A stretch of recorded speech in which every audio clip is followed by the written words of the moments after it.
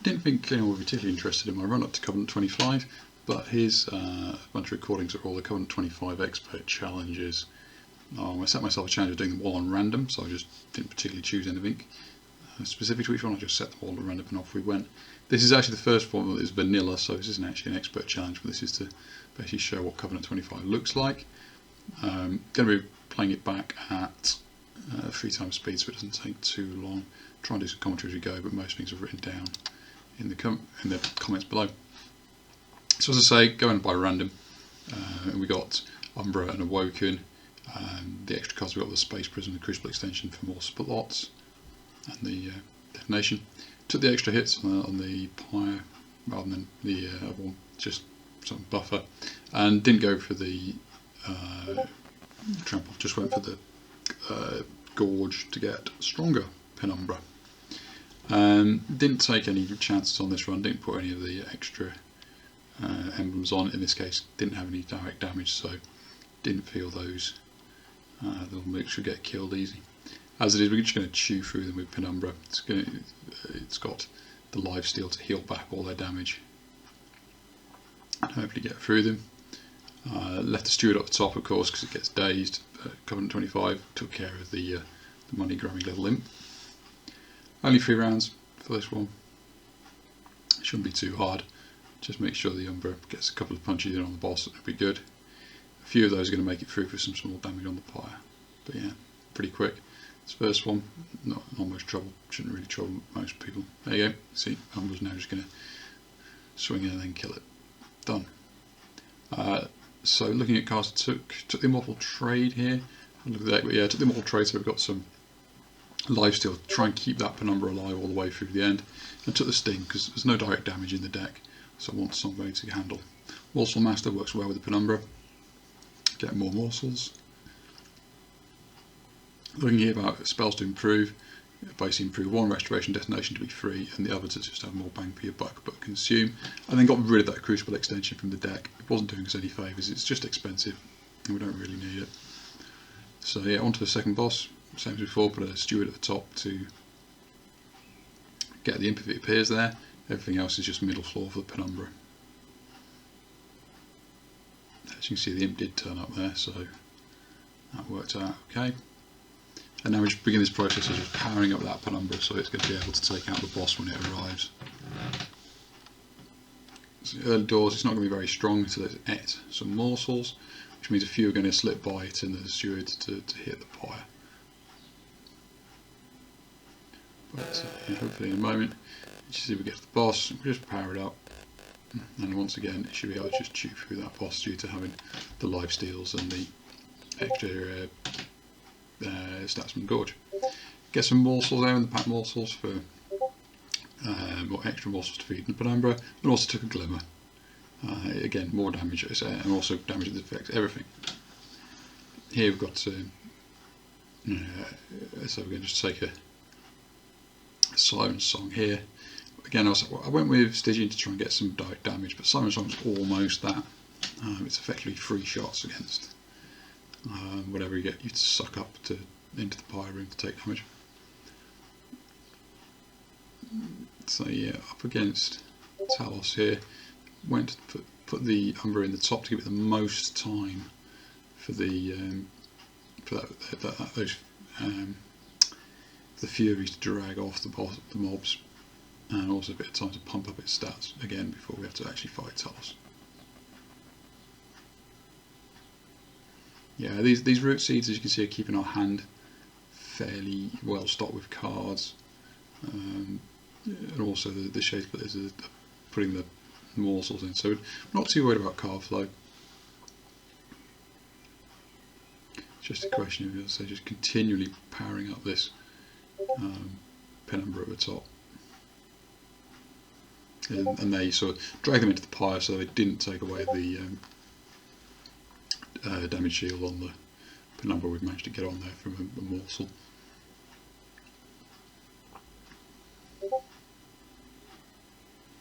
But yeah, taking a few hits on the Pyre there, but they're only low damage hits, so it's not too much of a worry.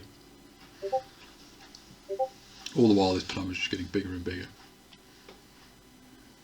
So the enemy mobs on this don't do that much damage. They're mostly annoyances until you get the boss.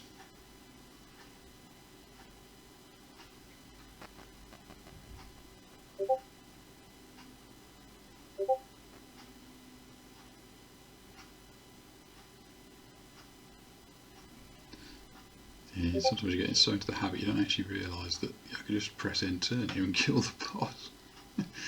There we go. So that's Talos just going down there.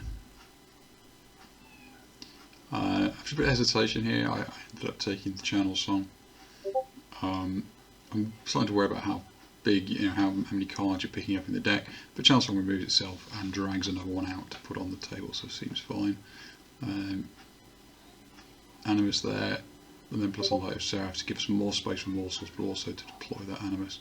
See an opportunity there, so I grab the Husk Hermit again. It's a way to sort of get round the front mobs and hit the ones behind. Glimmer, take away a cost off it, give it temp magic again to try and clear out some of those hiding mobs behind the back. And then basically monkey about with the Sting and the Channel Song. Took 2 Shade Splitters out of the deck, again thinning the deck back down again, and now that we've got that artifact, we're not going to need it so much because we were getting a morsel every turn for free anyway.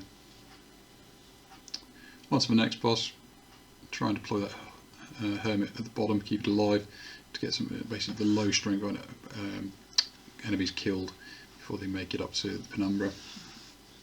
And we've got the Glimmers and the Restoration Detonations to try and keep it there.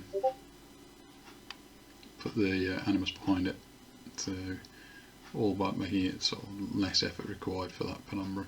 Of course, with the Animus now, it's a good target for the Root Seeds. It's got 3 attacks rather than 1, so any bonuses you give it are effectively tripled.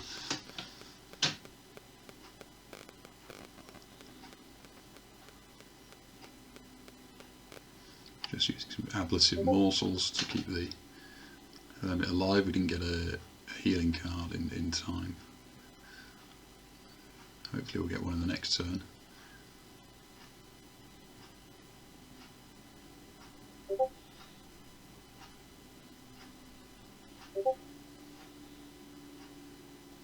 Stacking up the lifesteal on Penumbra, so it's going to basically go into a boss fight and then just tit for tat until boss runs out of hits.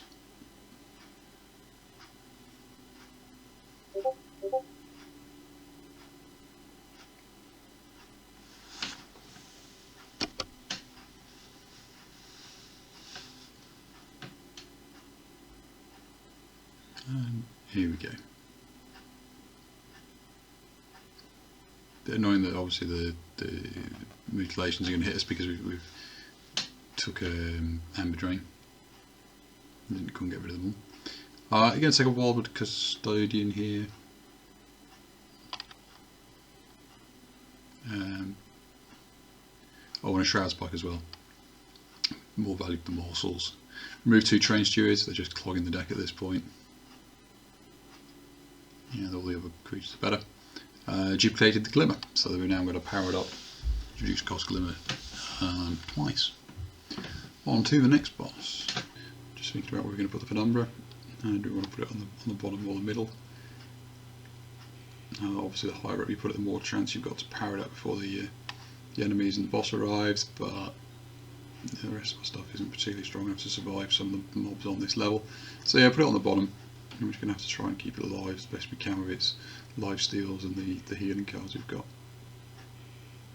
Or in case the morsel turns up, that will give it to shield. Sadly, of course, what I'm going to keep doing on this level is forgetting that one of these mobs basically attacks every creature on that level, and so I'm going to basically just get a load of morsels killed rather stupidly. Difficulty is some of these have got some quite large hit points, so they're going to make it past the Penumbra until such a point as it's got its attack right up. Also, because it hasn't got trample, it's only really going to take it down 1 at a time, so there's always going to be some making it through. Hopefully the Hermit at level above will take out the smaller ones. But again, got to worry about it basically taking too much damage and dying.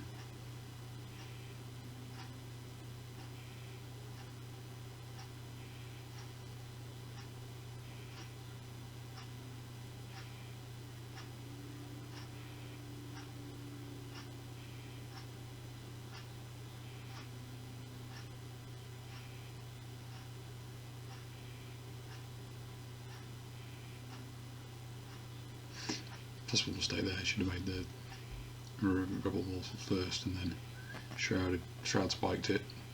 I don't think it made much difference in the end. So the boss has turned up. It's obviously got its own lifesteal, so it's going to be a battle of the lifesteals down here. And you can see the Penumbra is just not tough enough to kill it on its own.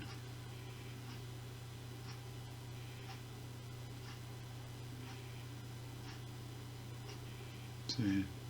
Hermit's not going to do much. Hermit's not got that many hit points left. So it's basically seeing if this Animus, if we can get this Animus or the powered up from the channel song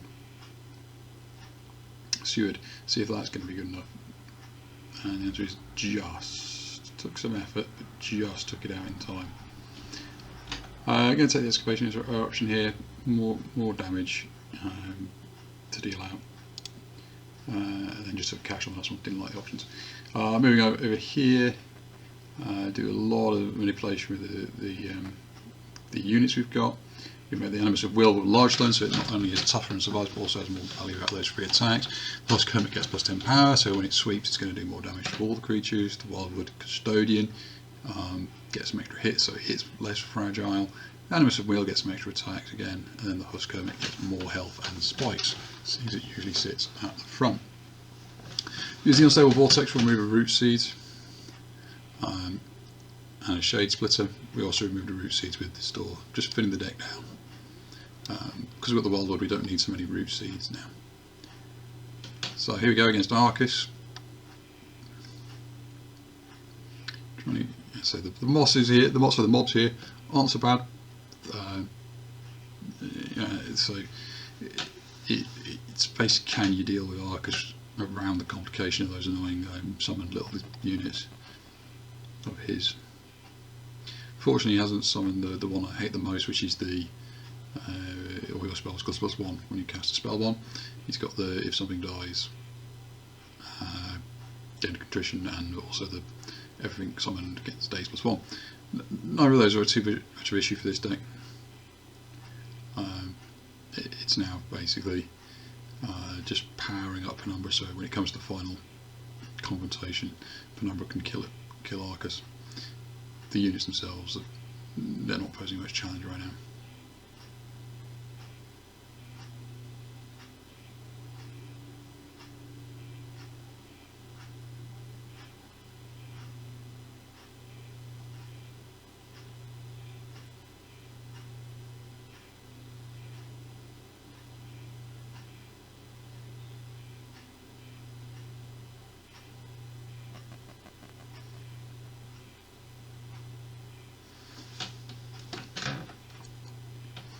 So fortunately the light tough unit starts at the front,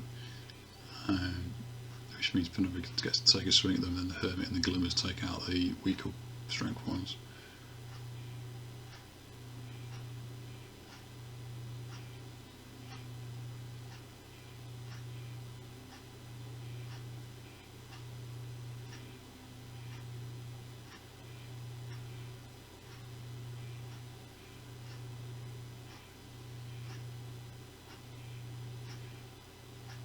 Here we go, Arcus on his own. Not quite killing him until we gave that extra, just that extra little bit of lifesteal onto Penumbra. So had 11, so I could take basically 11 swings for free.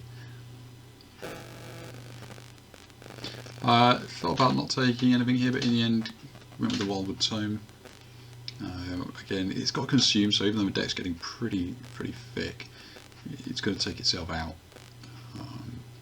And does allow the Hermit to go first and it sweeps some enemies before they get attached to hit it. Also then took the Fells. I didn't feel we needed another Seraphs. The card draw seems fine as well, so took the extra energy power each turn. Ember, that's the word.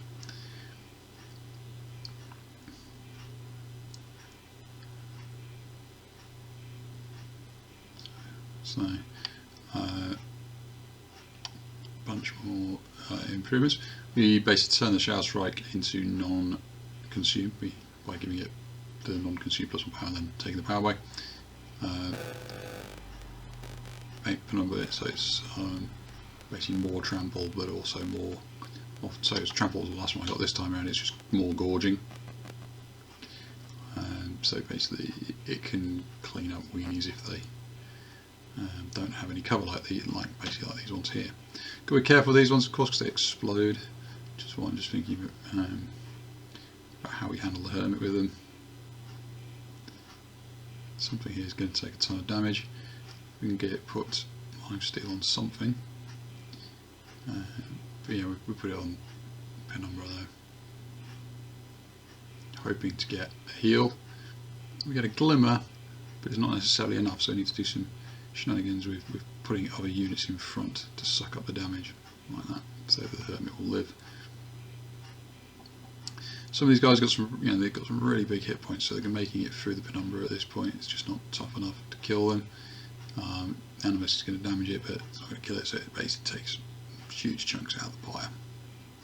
And that's going to keep going until the Penumbra gets big enough to kill these bigger units.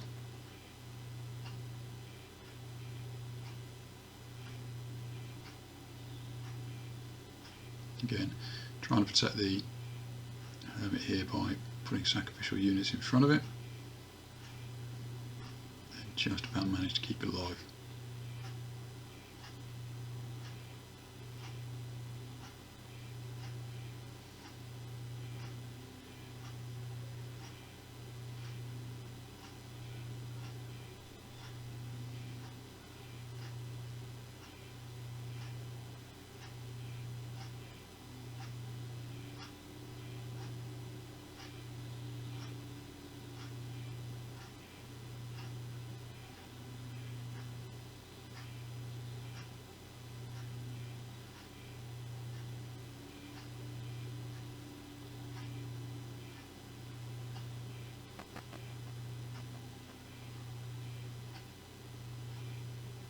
And there you go, hopefully this will all be tough enough now to get enough swings into this boss to kill it.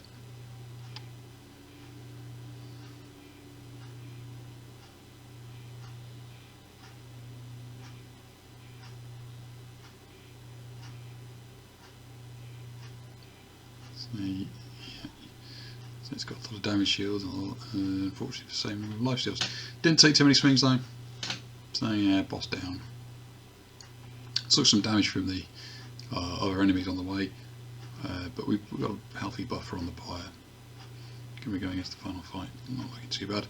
Don't need any of those, and I don't need any of those, so just the cash.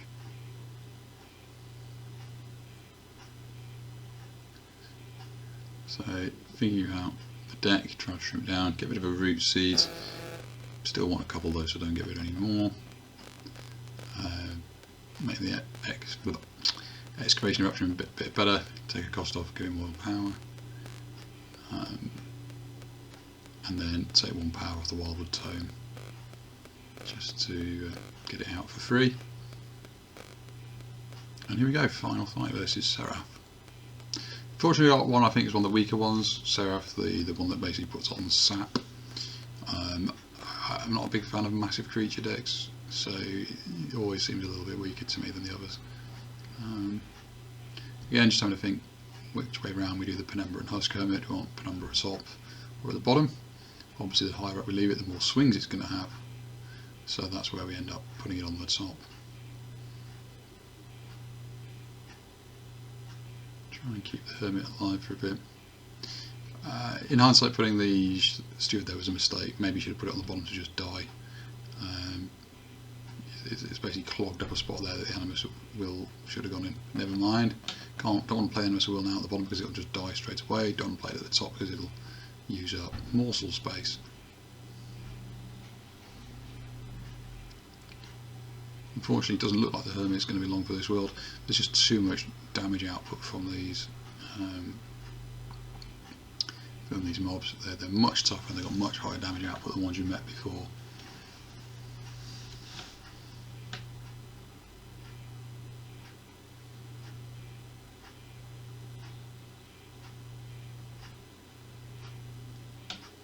As you can see, they're going to make it through the pyre and do a bit of damage. And so yeah, if it wasn't for the glimmer there, we'd have been in serious trouble. Fortunately, we got a glimmer there to kill both. the sort of 2 rows of low strength allies. Shame we didn't get the Glimmer last time, it probably would have saved the Hermit, but never mind.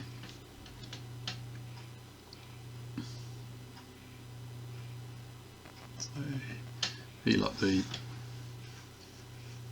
Penumbra as best we can. Put extra hats on it from morsels. Still couldn't kill their big guy, made it through the fire. Got a ludicrously large Animus now. Glimmer just in time to make it not so bad to actually live through that turn. And there we go, stacking up the gorges on the Penumbra now. It's getting now it's got enough attack to basically get through these, chew through these larger hit point bosses and mobs. Plus with the trample, anything that obviously that gets left over moves on to the next.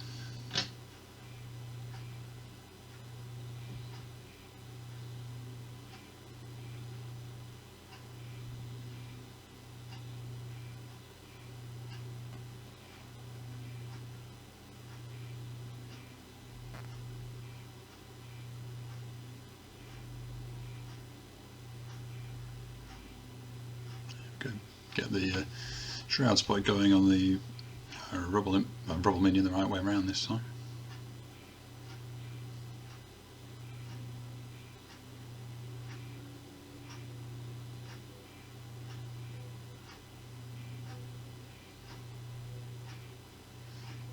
And here we go, let's see if we can actually kill this Seraph. I mean, obviously the answer is yes, otherwise we'll be having this video. I don't know what's the point showing failures.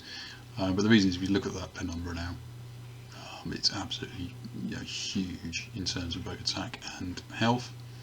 The Animus is helping a little bit first, but it's not going to do too much. But we're now on to 11 life steals on the Penumbra.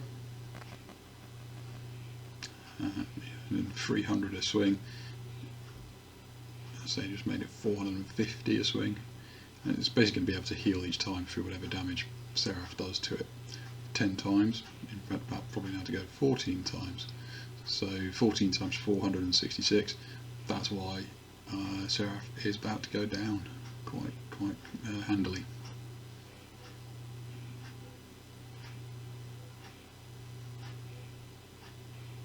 There we go, so it's coming at 25 victory. We're going to move on to the expert ones after this. And